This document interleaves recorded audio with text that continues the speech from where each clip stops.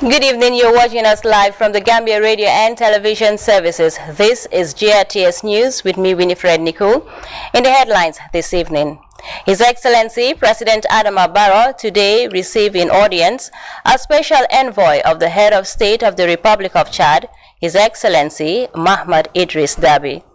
The Gambia government clarifies alleged $31 million UN retired impress. Improving healthcare delivery, the Ministry of Health and partners continue on their nationwide vaccination campaign against measles and rubella. In sports, the Gambia national handball squad prepares for the upcoming Zone 2 men's youth and junior tournaments in Conakry. And away from home, Liz Truss announces resignation after 45 days in office. Well, that's the top of the news and much more coming ahead with me, Winifred Nicole. Thank you so much for joining us.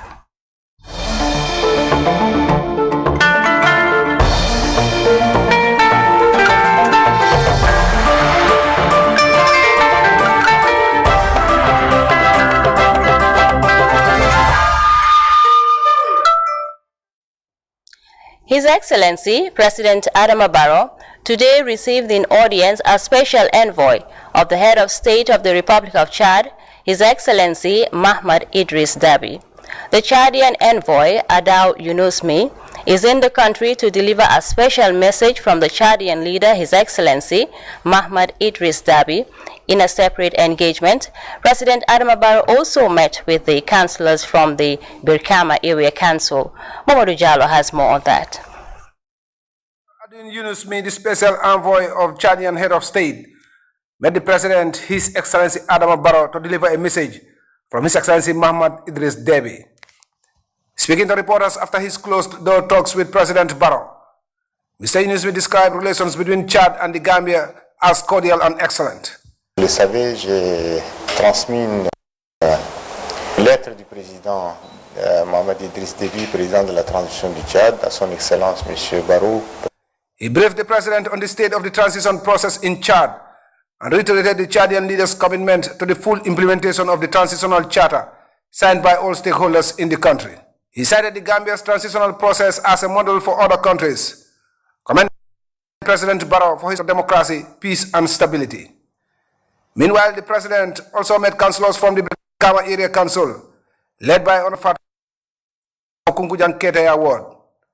Speaking to GRTS, Honorable Jallo said the meeting was meant to renew and reaffirm their support and loyalty to the President and the NPP party ahead of the local government elections early next year.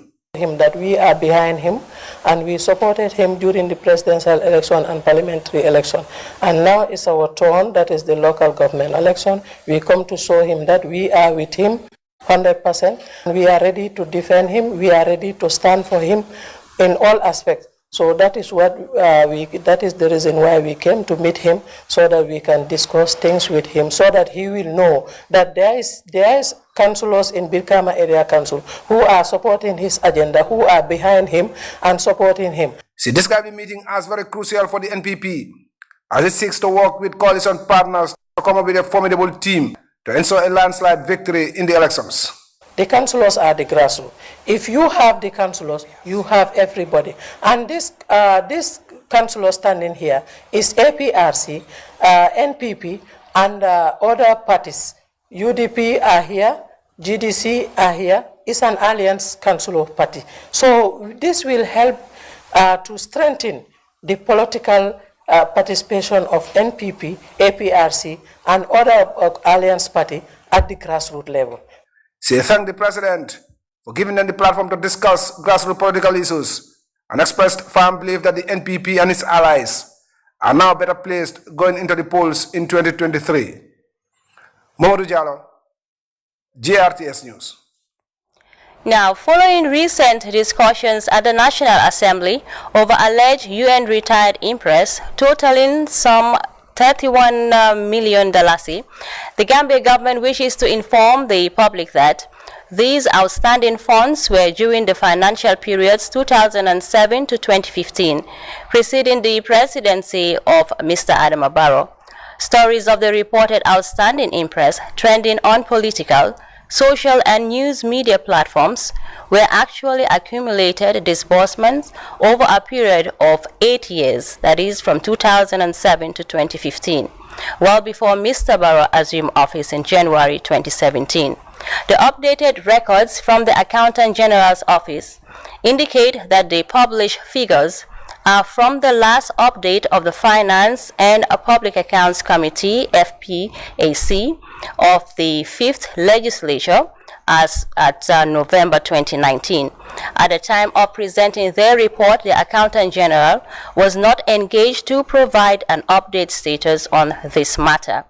Significantly, from 2019 to date, the Accountant General's Department has recovered some $8.3 million through various means like payroll, recovery, withholding, and or non-payment of staff retirement benefits. The Gambia government therefore urges citizens, stakeholders, and members of the diplomatic and consular corps to take note of the significant time difference as they are bombarding with misleading accounts of the alleged unaccounted $31 million that occurred way before President Adama Barrow's ascendancy to political leadership. The Serbian foreign minister has outlined the Serbian government's resolve to renew and strengthen ties between the Gambia and Serbia in the areas of education, agriculture, amongst others. Mr. Nemanja Starovic made the remarks at the opening of the Serbian consulate in the Gambia. Let's take a listen for more on that.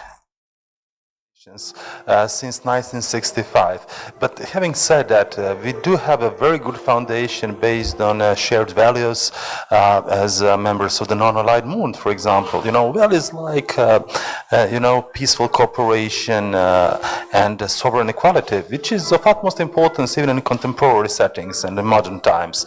But with all that said, our relations have not been developed in the way that they should have been. So first things first, we realized that in order to properly advance our bilateral relations, we really need to have feet on the ground. And fortunately, we have found a perfect pair of feet. And Honorable Mr. Omer Fall made us a huge honor by accepting our proposal to become the Honorary Consul of the Republic of Serbia here in Banjul, because without a man on the ground who can invest part of his time, part of his energy to promoting the Republic of Serbia here, we cannot accomplish much. And with Mr. Fall as an Honorary Consul, I think we have opportunity to accomplish great things, especially when we speak about the field of agriculture, which is of utmost importance to the Republic of the Gambia, as I have understood in previous days. We can offer our expertise. We are actually a food-producing country with a lot of experience in food production. We also have very good institutes developing hybrid seeds, developing special brands and sorts of agricultural products. So we can put our expertise and our experience at the disposal for the people of the Gambia. Apart from that, of course, energy, culture, sports, many fields that we can improve our relations, and I'm really looking forward to that cooperation. Now, following the successful medicines recall exercise from the 5th to the 9th October 2022, the Ministry of Health, in collaboration with the Medicines Control Agency, WHO, UNICEF, Child Fund the Gambia, and the Gambia Red Cross Society, is set to conduct the second phase of the medicines recall exercise from Friday 21st to Tuesday 25th October 2022. All paracetamol syrups, promethazine syrups, and cough syrups in circulation nationwide will be recalled during this exercise. In addition, all Maiden Pharmaceuticals Limited products will be recalled from all pharmacy outlets, drugstores, and households nationwide. Teams comprising the Gambia Red Cross Society, Child Fund the Gambia, volunteers, and health personnel will be deployed to conduct this exercise countrywide. The release ends. Now, barely a day after the graduation of Recruit Intake 37 of the Gambia Armed Forces, the institution took delivery of 2 APCs from its Turkish counterpart.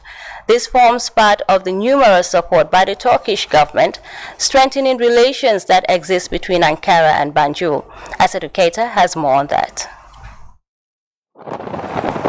A long-term dream finally becomes a reality. This comes 4 years following discussions by the Army High Command and the United Nations to support the Gambia's participation in the UN peace mission has been hindered by lack of armored personnel carrier. If you want to go as a quick reaction force, there's an absolute need to have what we call armored personnel carriers, in short, APCs. APCs, to acquire them is capital intensive. We made frantic efforts as an institution and by extension as a government. We decided to attract Katmashela. What we've seen today, basically, this was a direct consultation between the Turkish Armed Forces and the Gambia Armed Forces. They are very conscious of the need to enhance the professional competence and equally allow the Gambia Armed Forces to partake in mission. Peacekeeping operations are an integral part of the Gambia Armed Forces and a great source of motivation for soldiers who rely on peacekeeping missions to enhance professional capacity and career development. Armored personnel carriers are prerequisites for peace support missions, and Turkey, one of the Gambia's strongest development partners, has provided several support to the Gambia Armed Forces. The two leaders took the opportunity to discuss very important areas. Among them was the defense cooperation agreement between our two countries. It is under this framework agreement that the Republic of Turkey decided to provide a military financial assistance program for the Gambia. And in this program, the Gambia will be able to use this program to procure military equipment and services. This is the latest manifestation of the robust partnership and military cooperation Turkey and the Gambia Armed Forces, a depiction of strong relations between Ankara and Banjul. The two nations have a long-standing military and security cooperation, which began with the establishment of the Turkish Gendarmerie training team for the Gambian military in February 1991. We have had very fruitful cooperation with the Gambian Armed Forces and the Gambian government, which is characterized by mutual trust, solidarity, and a deep sense of cooperation. Turkey has always been committed to intensifying its support to the Gambia Armed Forces in the areas of training and logistic support. Today, I am very pleased to be here on the occasion of the handover ceremony of two APCs from the Turkish Ministry of Defense to the Gambian Armed Forces, and this is in line with Turkish efforts to complement and support the Gambian Armed Forces' willingness to deploy peacekeeping troops in a UN mission with their country-owned equipment. A continuation of support and cooperation has helped to greatly improve the army, with the recent move fulfilling a pledge made to support the security sector. Turkey is indeed a genuine partner. Turkey, by implications, they are predictable, they are reliable, and they sustain the relationship.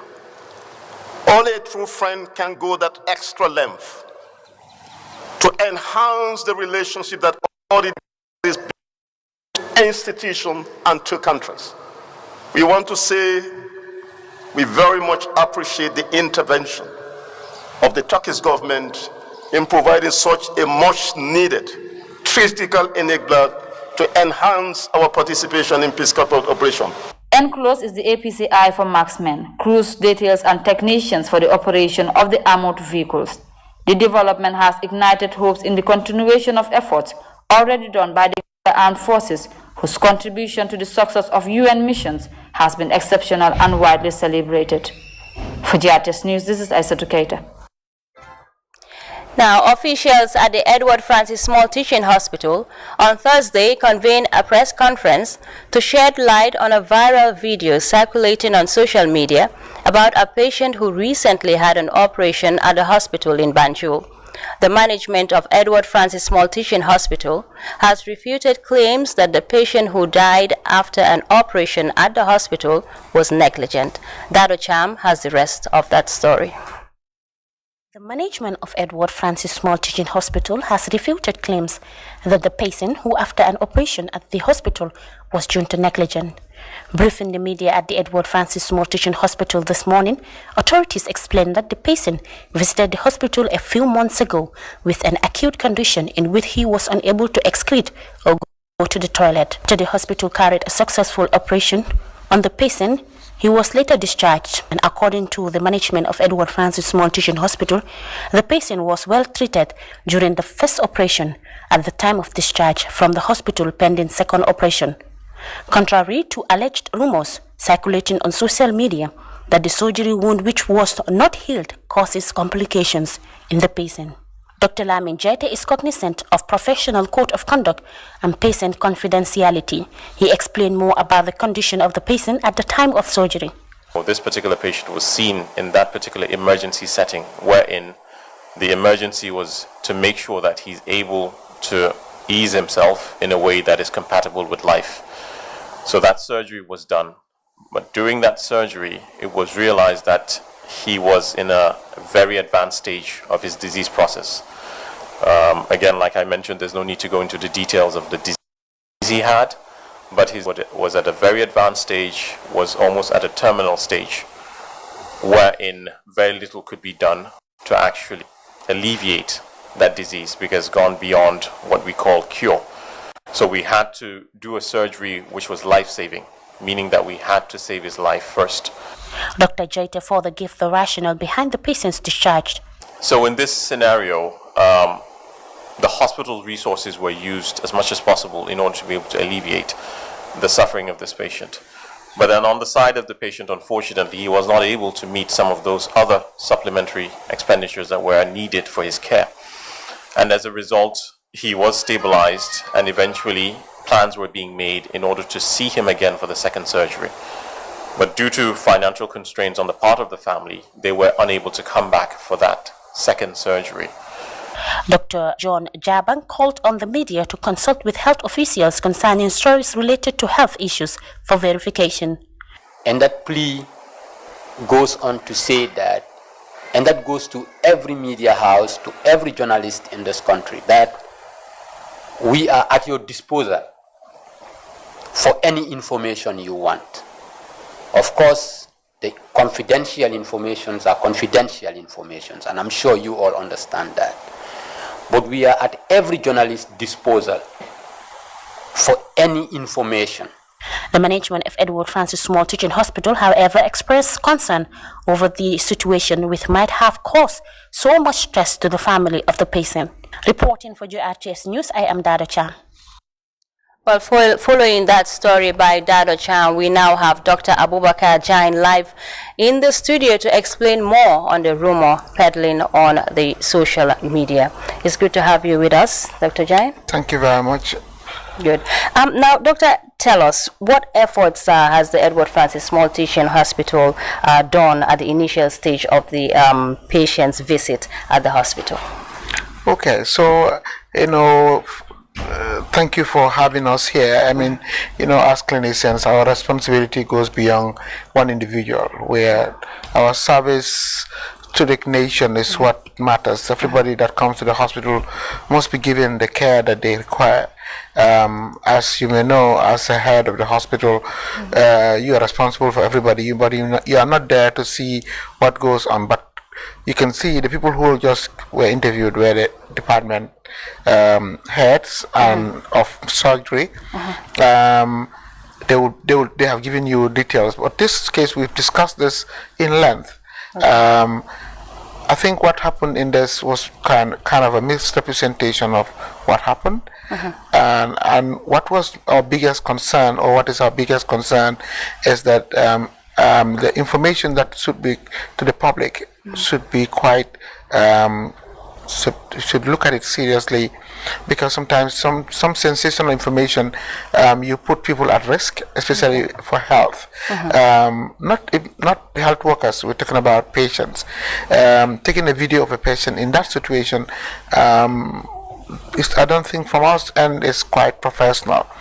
And the fact that we are always willing to talk to people about things, whatever is going on, as much as we can, gives people the opportunity to come to us at any point in time to talk to us about what is going on. And we could give you as much information as you need, so that you won't be putting the public in such a panic and try to bring some kind of a discourage people or family.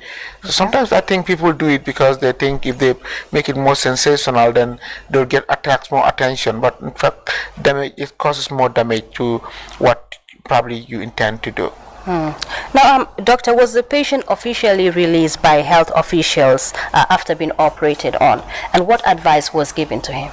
So usually when you have an operation, when you have what he has, you do what they call a palliative operation. Palliative means you do it just to make the person feel comfortable, and then you subsequently will have to work on, because this is an acute problem, what looks an acute problem, but it's a chronic problem that the patient came with. And then when they operated, they found out that what they could be solved, like an obstruction, something acutely could be solved. It now has found something bigger there that probably was there for a long time, but an acute thing happened on it that's made them to do the operation. So he would subsequently need another operation later.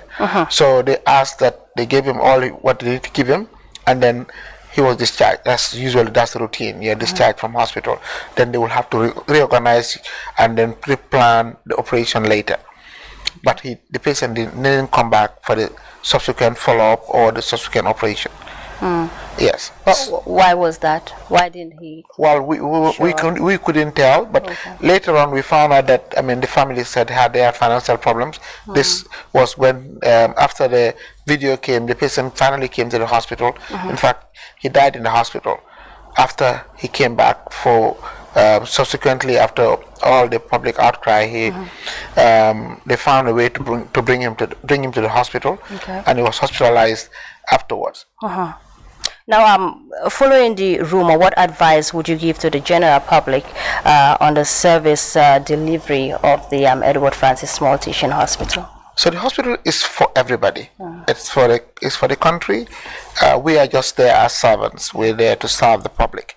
So we have no intentions to do anything wrong to anybody, and whatever is in the hospital is for public use, and all of us, our service is for the public use.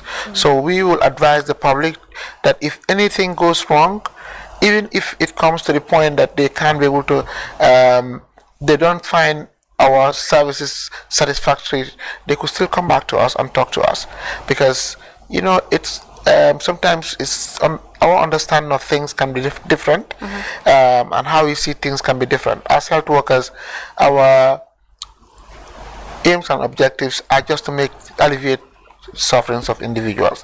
So how we do it, when we do it, may differ because of where we find ourselves in. And sometimes some conditions may look like trivial in the eyes of the people who are seeing it, but out in our clinical setting, it may not be the same. So please, we want the public to understand that we are there for them, and whatever is need to be done in our capacity to help, we are very free, we are very ready to do that, and just feel free to approach us. Okay, but one might tend to ask, do you have a suggestion box wherein anybody can just walk in and just, put his or her, complaint there? Yes, we do, and it's not even about a suggestion box. Our doors are always open. My office is not,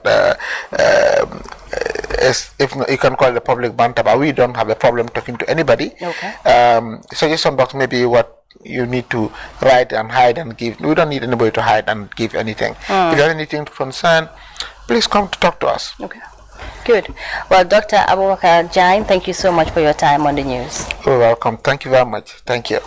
Well, that was Dr. Abubakar Jain of the Edward Francis Small Teaching Hospital. The Ministry of Health and partners continue on their nationwide vaccination against measles and rubella in the West Coast region.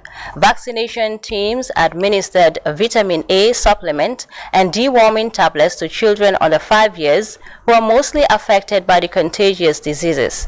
Usman Mane is with the tour party and he files in this report.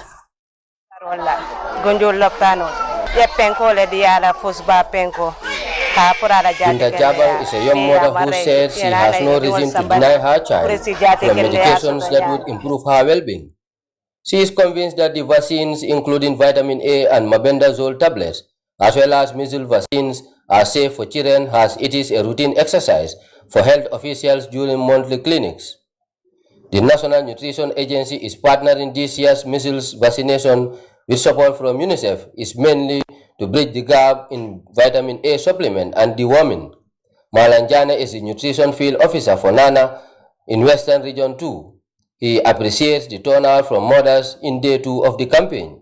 When they go to the health facility, when the kids get 1 year, 6 months, 18 months, they get their last booster, it's done. And this vitamin A and mebendazole need to continue up to around 5 years, meaning each child need to get not less than 10 doses.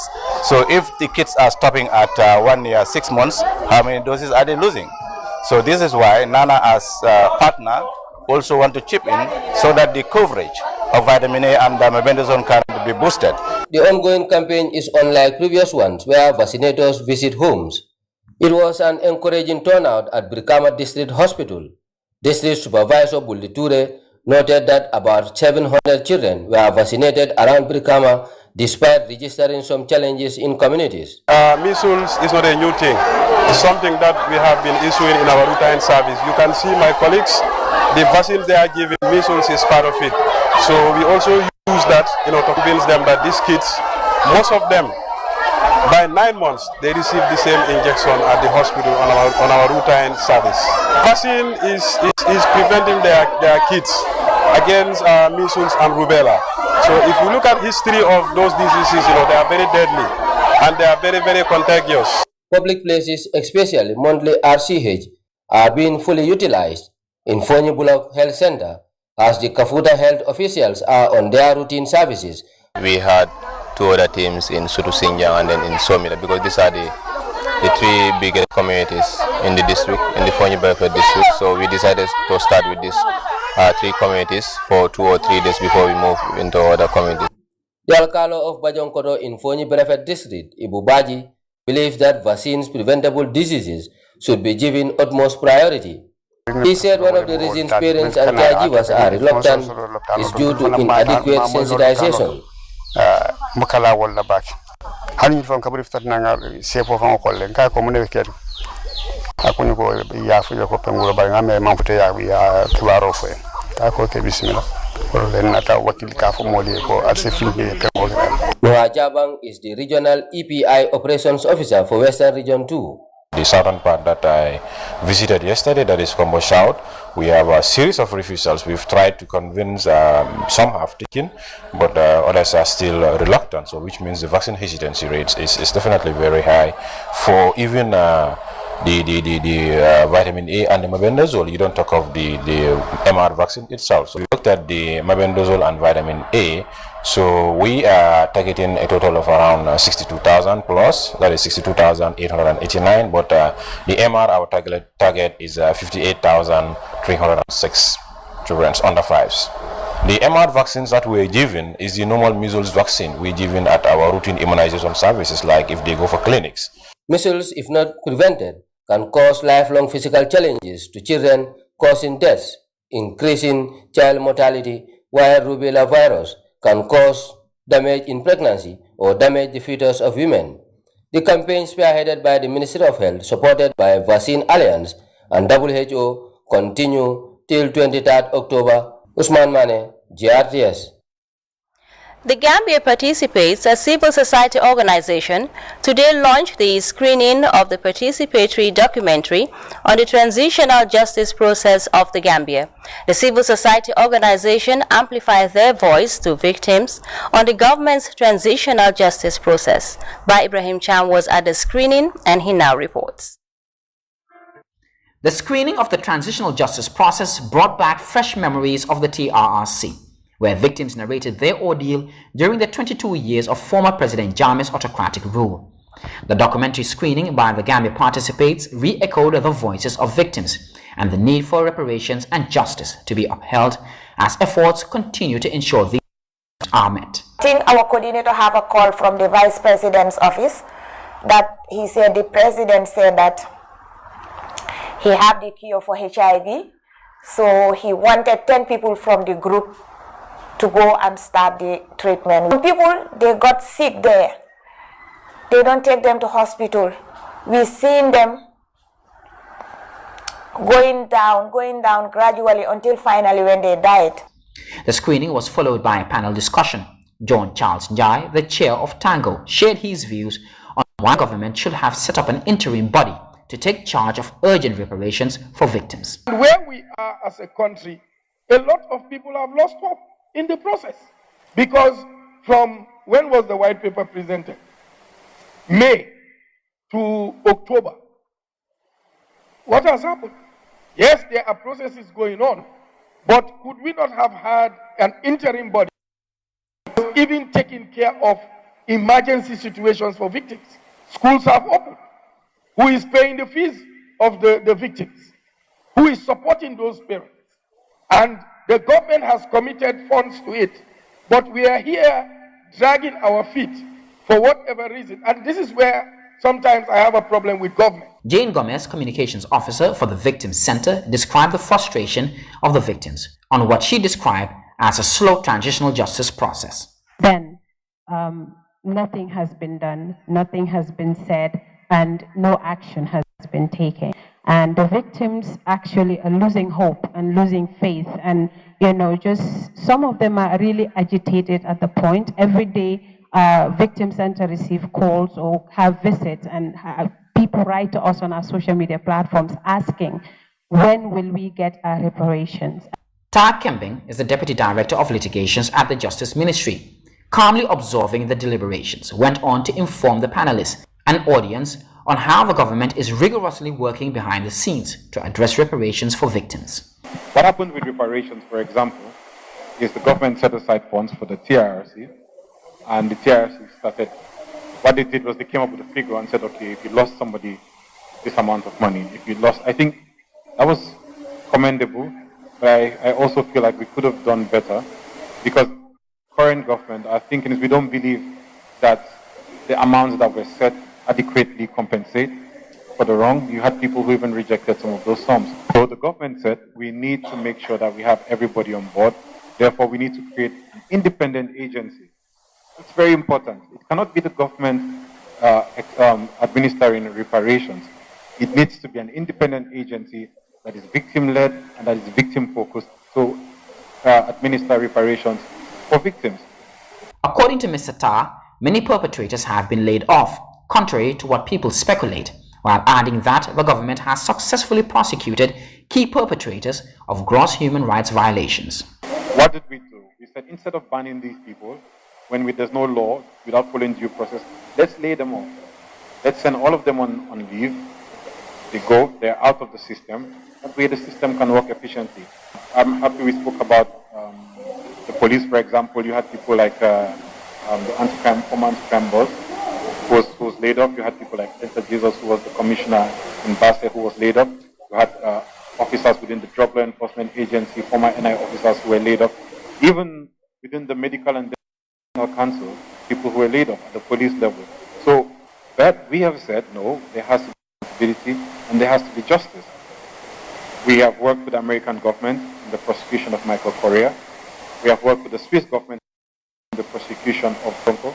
We are currently working with the German government in the prosecutions that are happening there. In Gambia itself, we prosecuted Yankuba Toure for the murder of Toro Sise. We secured the conviction.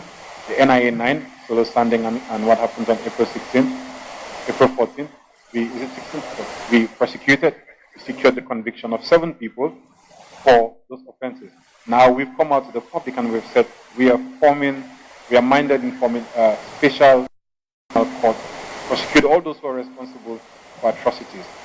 The platform provided the opportunity for the audience who directed most of their questions to Mr. Kimbing Ta of the Justice Ministry, demanding swifter and rapid responses to the TRRC recommendations, citing that the wounds of the victims haven't been healed yet.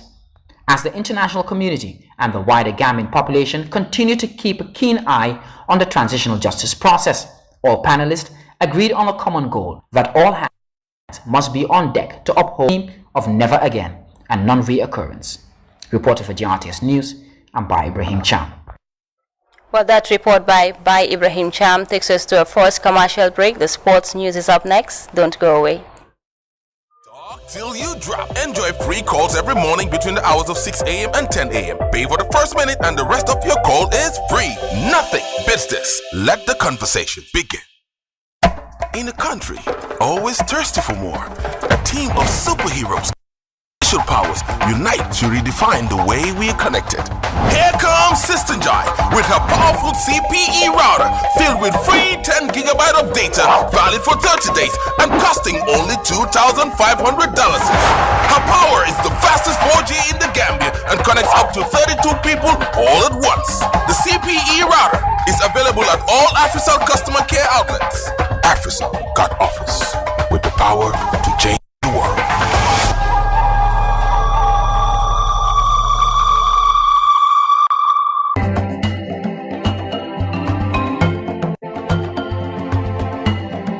How to sign up. Download and install the app from the Apple Store or the Google Play Store. Launch the app and click Get Started. Enter your account number and the password that was sent to you via email or SMS and click Login. Accept the service agreement and proceed to the next page. Enter the token that was sent to you via SMS and email and click Verify. Choose a username. Enter the password that was sent to you via SMS or email, choose your password and click Confirm. Select a transaction authentication type and click Verify. If you selected PIN as the authentication type, choose your 4-digit PIN, enter it again and click Confirm. If you selected OTP, an OTP will be sent to you via SMS and email. Set your security questions and answers and you are all set. Now you can log in with your new username and password. You can also enter your username and log in with your fingerprint or facial recognition if this feature is supported by your device. Let's go digital.